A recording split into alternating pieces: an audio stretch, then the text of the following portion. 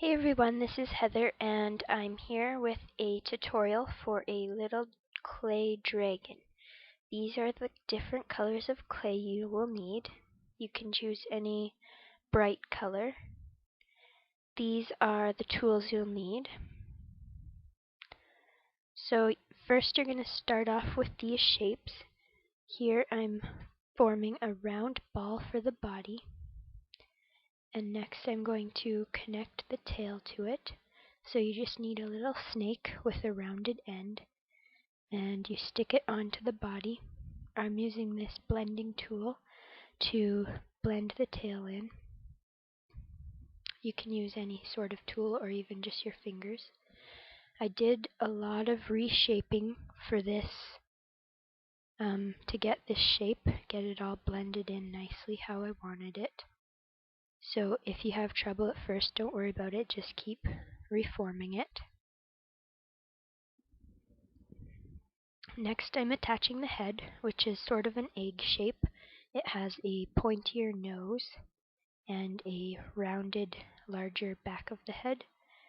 Next I'm rolling out a medium thick snake and I'm cutting 2 pieces off. And you just want to round the end with the tips of your fingers. These are going to be the arms of the dragon, so just stick them on the side of the body.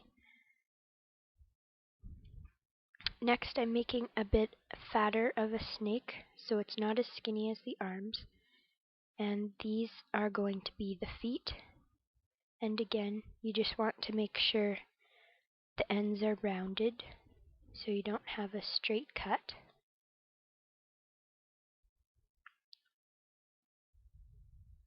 So I stuck the legs on, and I just want to make sure he stands. Now I'm putting on the ears, which are made using sort of a leaf shape, so they're pointy at the back and rounded at the front. You could really make them however you like. Now I'm using the glow-in-the-dark clay and rolling it into a flat pancake shape. I'm using just a piece of PVC pipe for my rolling pin, but if you have a glass one, that would work even better. I just used the blade to cut it, and I'm going to cut out a couple wing shapes here. Next I'm using a really thin snake and just lining the edge of the wings of both shapes and then patting it down, making sure it's attached well.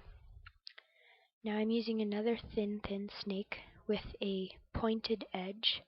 I'm going to cut 4 of those and make sure the ends are all pointed. These are going to be the veins of the wings. And you can really make the wings however you like. This is how I do it. It's not the most efficient technique as far as the shape of them, but I'm still new to this, so I'll have to figure out the best way, but this is what I like to do. So as you might have seen, I'm just sticking the veins on using the blade at an angle, and I'm cutting off the ends and then blending them into the rest of the pink part. Using the blade at an angle really makes the blending a lot easier. Now I'm using the tip of my blade to cut the wing shape out, and the rest of the clay I just put aside in the scrap pile. Now you can attach the wings to the body, and I'm just bending them a little bit so that they're curved and more lifelike. So this is what it looks like. You can make them bigger or smaller, it doesn't really matter, you just have to be careful that they're not too thin that they're going to break off. Now I'm just using more of the glow-in-the-dark clay and rolling out a little triangle, and these are going to be the dragon's horns. So just reshape them, make sure they're fairly smooth, and then stick them onto the head just above the ears. Now I'm going to show you how to make some really cute eyes. These are the eyes that I've been using on a couple of my charms, and I really like how they turn out. So I'm using white clay. I rolled 2 little balls and now I'm flattening them out. I'm taking the contrasting color, which in this case is pink, and doing the same thing, making two little balls and then flattening them out. And now I'm going to stick it right onto the white ball, the white pancake. And just try and make them as even as you can. This is what they look like right now. And then you're going to do the same with black. So put a little black circle right in the middle.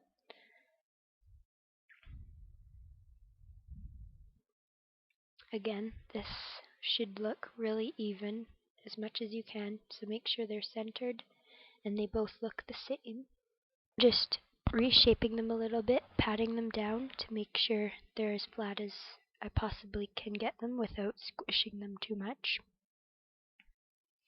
Now you're going to take a really tiny piece of white. I'm using my blade to cut tiny little pieces off the snake.